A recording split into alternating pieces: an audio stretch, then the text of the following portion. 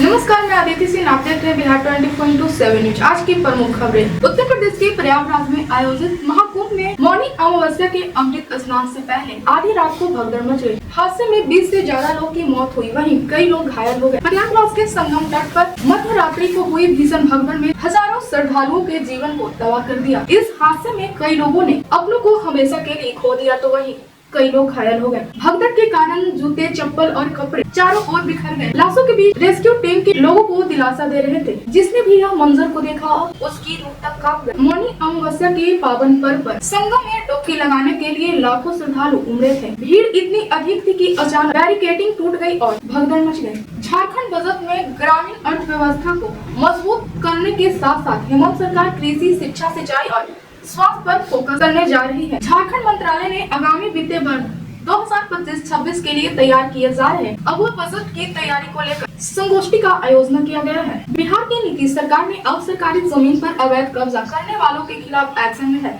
सरकार ने बिहार सरकारी परिसर एक्ट 2024 लागू कर दिया है। अब इस मामले को तोड़ने वाले पर न सिर्फ जुर्माना लगाई जाएगी बल्कि जेल भी भेजा जा सकता है। सरकार ने इस संबंध में गजट अधिसूचना भी जारी कर दी है। सरकार की ओर से साफ कहा गया है कि पहले नोटिस दी जाएगी, इसके बाद ही कार्रवाई होगी, जिसमें 10,000 रूपए तक का जुर्माना और अधिकतम 6 महीने की जेल की सजा हो सकती है। बताया जा रहा है कि सरकारी मकान या भवन और जमीन का आवंटन सरकार द्वारा किया जाता है, लेकिन कई मामलों में आवंटन की अवधि समाप्त होने के बाद भी कई लोग अवैध रूप से कब्जा बनाए रखते हैं और समय पर किराया भी जमा नहीं करते। अब इस मामले से सरकार सख्ती से निपटेगी। अगर किसी सरकारी परिसर या जमीन पर अवैध कब्जा की सूचना मिलती है तो संबंधित विभाग पहले कब्जाधारी को नोटिस जारी करेगा और जवाब तलब करेगा। उसे निर्धारित समय के भीतर आवास या जमीन खाली करने का निर्देश दिया जाएगा। भाजपा सांसद रवि किशन ने कहा, मैं पूर्वांचली मतदाताओं से पूछ रहा हूँ कि पिछले 10 सालों में उन्हें धोखा और छल के अलावा क्या मिला। अगर केजरीवाल सरकार ने 10 सालों में कुछ किया हो तो मुझे दिखाएं।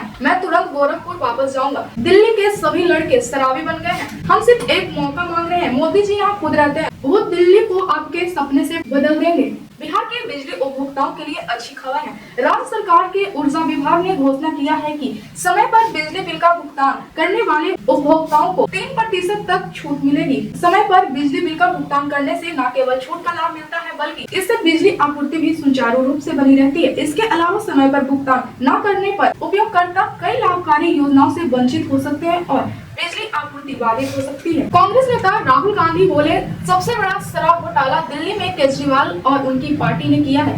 दिल्ली में प्रदूषण बढ़ता जा रहा है। शीश महल वाली राजनीति। पहले छोटी सी गाड़ी में घूमते थे, जन लोकपाल बिल की बात की थी, इलेक्ट्रिक पोल पर चढ़ जाते थे, अब सब भूल गए। बाकी पार्टी वाले सब, मैं नहीं जानता मोदी जी से डरते नहीं डरते, केजरीवाल जरूर कांप जाते हैं। और वो आए थे, उन्होंने कहा था कि नई तरीके के राजनीति करूंगा और सबसे बड़ा लिकर स्कैम केजरीवाल जी और उनकी पार्टी ने किया है। साफ राजनीति। दिल्ली में सांस नहीं ली जाती है, पोल्यूशन बढ़ता जा रहा है, साफ पानी नहीं मिलता है, रोजगार नहीं मिलता है, महंगाई बढ़ती जा रही है। और जब दिल्ली में नफरत फैल रही थी, जब आपको उनकी जरूरत थी, जब माइनॉरिटीज को उनकी जरूरत थी, तो फिर वो आपके साथ नहीं खड़े थे। मगर कांग्रेस पार्टी और मैं आपके साथ खड़े थे। अपने बारे में कह रहे हैं कि मैं ईमानदार हूं, मतलब अपने आप को सर्टिफिकेट दे रहे हैं। जनता से नहीं पूछ रहे कि भैया मैं ईमानदार हूं, हां या ना। अपने आप को सर्टिफिकेट किसको देने की जरूरत होती है?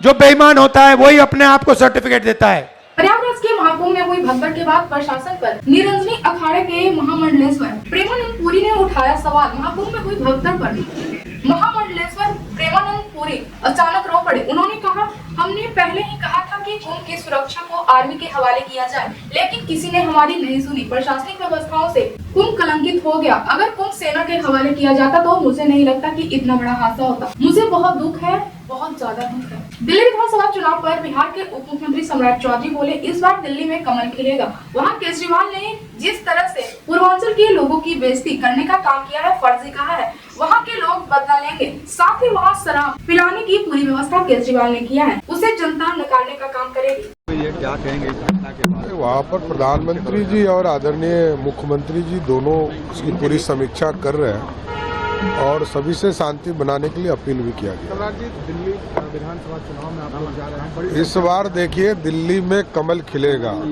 वहाँ केजरीवाल ने जिस तरह पूर्वांचल के लोगों को बेइज्जत करने का काम किया, फर्जी कहा, वहाँ के लोग बदला लेंगे।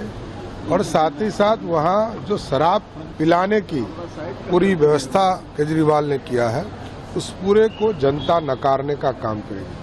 इसलिए दिल्ली में इस बार सिर्फ और सिर्फ कमल खिलने वाला है।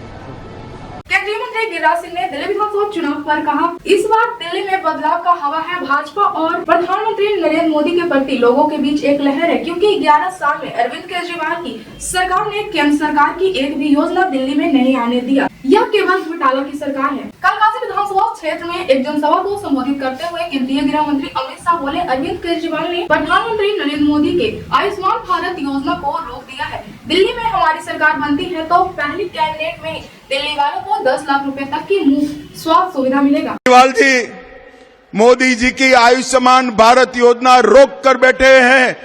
दिल्ली सरकार बनते ही पहली ही कैबिनेट में दिल्ली वासियों का 10 लाख तक का इलाज पूरा मुफ्त हो जाएगा। इन्होंने दिल्ली वालों को आयुष्मान भारत योजना का लाभ नहीं दिया है। और भाइयों बहनों, इसके साथ ओपीडी सेवाएं और डायग्नोस्टिक टेस्ट भी फ्री ऑफ कॉस्ट करे जाएंगे। वृद्धों के पेंशन में बढ़ोतरी कर 2500 रुपये का करेंगे। विधवाओं के पेंशन में, त्यक्ताओं के पेंशन में वृद्धि कर 3000 का करेंगे। हर गरीब बस्ती में अटल कैंटीन स्थापित होगी, जो 5 रुपये में खाना खिलाने का काम करेगी। 5 रुपये। हम दिल्ली को भ्रष्टाचार से मुक्त करेंगे और इसके साथ साथ ऑटो और टैक्सी चालकों को 10 लाख का जीवन बीमा और 5 लाख का एक्सीडेंट बीमा देने का काम करेंगे। पूर्णिया से निर्दलीय सांसद पप्पू यादव ने सरकार पर हमला बोला है। पप्पू यादव ने अपने एक्स अकाउंट पर लिखा है कि महाकुंभ में भगदड़ में दर्जनों लोगों की मौत हो गई। यह सरकार है या जोकर का अड्डा। हिंदू का ठेकेदार बनते हैं, एक कुंभ का मेला भी आयोजित नहीं कर पाते हैं। 2013 में एक मुसलमान आजम खान महाकुंभ के प्रभारी मंत्री थे, पर शानदार आयोजना किया था। आज ढोंगी सिर्फ आयोजना के नाम पर अपना चेहरा चमकाते रहे। पप्पू यादव एक और ट्वीट कर लिखते हैं कि कथित तौर पर 10,000 करोड़ महाकुंभ के आयोजना पर खर्च हुआ, तो आम लोगों को सुविधा क्यों नहीं? सिर्फ बीजेपी के नेताओं के वीआईपी राजनीतिक स्नान और चेहरा चमकाने पर खर्च है। भीड़ प्रावधान की समुचित व्यवस्था क्यों नहीं? यह फ्रेवी हिंदुओं की सरकार है। उप मुख्यमंत्री विजय कुमार सिन्हा ने कहा, अभी भी कुछ लोग बचे हैं जो भारत की संस्कृति से, भारत के संस्कार से, भारत की एकता और अखंडता से परेशान है। राष्ट्रीय एकता अखंडता का माँ भारती के धरती पर जन्म लेने वाले किसी जाति धर्म क्षेत्र भाषा के लोग हैं। अपने संस्कृति के प्रति वह प्रदर्शन है और वह सम्मान है जिस सम्मान से भारत को 1000 वर्ष के लगभग गुलाम बनाने वाले मानसिकता भी यहाँ के संस्कृति को नहीं मिटा सके। लेकिन अभी भी कुछ लोग बचे हैं जो भारत की संस्कृति से, भारत के संस्कार से, राष्ट्र की एकता और अखंडता से परेशानी जिसको होता है वो परेशान है। लेकिन उनके इस परेशानी और परेशान होने से हमारी संस्कृति को कोई रोक नहीं पाएगा, क्योंकि ये 21वीं सदी का भारत है और इस भारत के जो नायक हैं, देश के प्रधानमंत्री नरेंद्र मोदी जी, जो सबका साथ सबके विकास के भाव से कुंभ में स्नान करके नकारात्मक विचारों का नाश करने और सकारात्मक ऊर्जा से विकसित भारत बनाने की ओर कदम बढ़ाएंगे। आरजेडी नेता मृत्युंजय तिवारी बोले, अगर मुख्यमंत्री नीतीश कुमार के बेटे समाज सेवा करना चाहते हैं, राजनीति में आना चाहते हैं तो उन्हें आना चाहिए, लेकिन भाजपा के लोग उन्हें ऐसा नहीं करने देंगे। सबसे बड़ा बाधा भाजपा है। अगर कोई बेटा अपने पिता के विचारों और काम को आगे बढ़ाना चाहता है तो इसमें क्या बुराई है? लोकतंत्र में यह जनता पर निर्भर करती है, वे इसे स्वीकार करते हैं, पसंद करते हैं या नहीं। ये तो आस्था का विषय है। महाकुंभ तो पहले भी लगते थे, लोग स्नान करते थे, लेकिन ये बीजेपी का कुंभ नहीं ना है। बीजेपी जिस तरह से कर रही है उसी पर आदरणीय खड़गे जी ने कहा, और उन्होंने ये भी कहा कि अगर किसी को बुरा लगता है तो हम माफ़ी मांगते हैं। उनका आस्था पर कोई सवाल नहीं था। कुंभ पहले भी लोग स्नान करते थे और आज भी स्नान कर रहे हैं। ये सनातन धर्म बीजेपी का नहीं है। ये बीजेपी ये अपना बना करके इसमें वोट की राजनीति करती है। इसी पर आदरणीय खड़गे जी ने कहा कि जो गरीबी है, शिक्षा है, स्वास्थ्य है, रोटी कपड़ा मकान है, बेरोजगारी, ये जो मुद्दे हैं ये सरकार के लिए अहम हैं। तो डुबकी तो हम लोग भी लगा रहे हैं, सब लोग लगा रहे हैं, अखिलेश जी ने भी लगाया। तो ये तो आस्था का विषय है, लेकिन बीजेपी धर्म पर सियासत करती है, इसी पर खड़गे जी का निशाना था।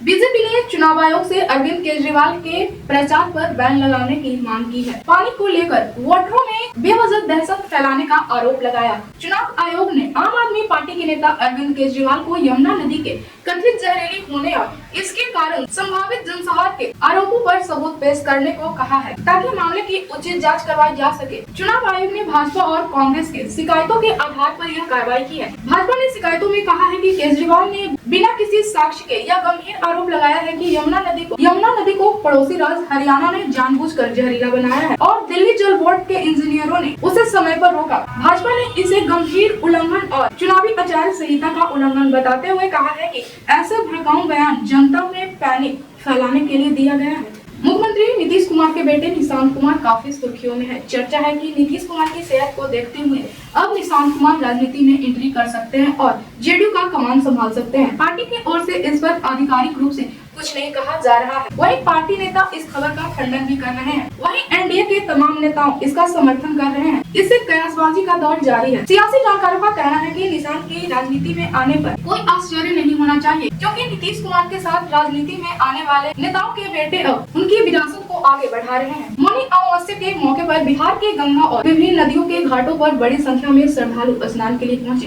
पटना, बक्सर, बेगूसराय, मुंगेर की गंगा घाटों पर लोग गंगा स्नान, ध्यान और पूजा अर्चना करते नजर आए। कांग्रेस नेता पवन खेड़ा ने अरविंद केजरीवाल द्वारा हरियाणा सरकार पर लगाए गए आरोपों पर बोले, इस तरह की गैर जिम्मेदाराना राजनीति इस देश में पहले कभी नहीं हुआ। इस तरह का आरोप लगा देना कि पानी में जहर मिला रहा है, यह एक गैर जिम्मेदाराना नेता के जुबान से निकला हुआ गैर जिम्मेदाराना शब्द है। इस पर या तो उन्हें सबूत देना चाहिए या फिर उनके खिलाफ तुरंत कार्रवाई की जानी चाहिए। 4 बजे इस तरह की गैर जिम्मेदाराना राजनीति इस देश ने पहले कभी नहीं देखी। इस तरह के आरोप लगा देना कि कोई पानी में जहर मिला रहा है, ये एक गैर जिम्मेदाराना नेता की जुबान से निकली हुई गैर जिम्मेदाराना शब्द है और इस पे तुरंत उनको सबूत देने चाहिए या फिर एक्शन होना चाहिए। पवन जी, भाजपा ने आरोप लगा छत्तीसगढ़ में धान खरीदने का समय बढ़ाए जाने के सवाल पर छत्तीसगढ़ के मुख्यमंत्री विष्णुदेव साय ने कहा, अभी तक ऐसी कोई मांग नहीं आई है। 31 जनवरी तक का समय है। पिछले साल से भी बड़ा धान खरीदने का रिकॉर्ड कायम हुआ है। मुझे लगता है कि समय बढ़ाने की आवश्यकता पड़ेगी। प्रयागराज के संगम क्षेत्र में दोबारा अमृत स्नान शुरू कराया गया। वहीं हादसे के बाद सीएम योगी ने श्रद्धालुओं से संगम की तरफ न आने की अपील की है। साथ ही सीएम योगी ने यह भी कहा है कि अफवाहों पर ध्यान न दे। वहीं इस घटना के बाद प्रधानमंत्री नरेंद्र मोदी ने सीएम योगी से फोन पर बातचीत की। पीएम मोदी के अलावा गृह मंत्री अमित शाह और पार्टी के राष्ट्रीय अध्यक्ष जेपी नड्डा ने भी फोन पर बात। प्रयागराज में मचे भगदड़ पर बिहार के नेताओं ने जताया दुख। जेडीयू नेता और मंत्री विजय चौधरी ने भगदड़ का कारण भीड़ बताया। वहीं डिप्टी सीएम सम्राट चौधरी ने कहा है कि पीएम मोदी और सीएम योगी पूरे हालात पर नजर बनाए हुए हैं। बिहार के उप मुख्यमंत्री सह पथ निर्माण मंत्री विजय कुमार सिन्हा ने तेजस्वी यादव पर बिहार में 26 करोड़ रुपए का घोटाला का गंभीर आरोप लगाया है। विजय कुमार सिन्हा ने पथ निर्माण विभाग में गड़बड़ी को लेकर बड़ा खुलासा किया है। उप मुख्यमंत्री विजय कुमार सिन्हा ने कहा है कि 2015 में जब तेजस्वी यादव पथ निर्माण विभाग में थे तो पथ प्रमंडल गया के अंतर्गत 26 करोड़ से अधिक की अधिनियमता की गई है। उन्होंने कहा है कि पथों के निर्माण में भारी गड़बड़ी हुई है, यह जांच में पता चला है। उन्होंने आगे कहा है कि इस मामले की दोषी को कठोर कार्रवाई होगी और किसी को भी बख्शा नहीं जाएगा। बिहार के रोहतास और कैमूर जिले में भारी जाम की समस्या देखने को मिली। बताया जा रहा है कि उत्तर प्रदेश बिहार बॉर्डर पर प्रशासन ने बिहार में भारी वाहनों के प्रवेश पर रोक लगा दी है, जिस वजह से दिल्ली कोलकाता हाईवे पर भीषण जाम लगा है। आम आदमी पार्टी और बीजेपी के बाद अब कांग्रेस ने भी दिल्ली विधानसभा चुनाव के लिए अपना घोषणा पत्र जारी कर दिया है। कांग्रेस ने यमुना नदी को साफ कराने का एक्शन प्लान भी अपने चुनावी घोषणा पत्र में बताया है। कैलाश मानसरोवर यात्रा दोबारा शुरू होगी। तिब्बत के जरिए कैलाश जाएंगे श्रद्धालु। ब्रिजिंग में मुलाकात के दौरान बनी सहमति। प्रगति यात्रा के दौरान सीएम नीतीश कुमार ने कटिहार जिले को दिया 166 करोड़ की सौगात। 145 योजनाओं का किया शिलान्यास और उद्घाटन। ऐसे ही खबरों के लिए बने रहिए बिहार 24/7 न्यूज़ के साथ।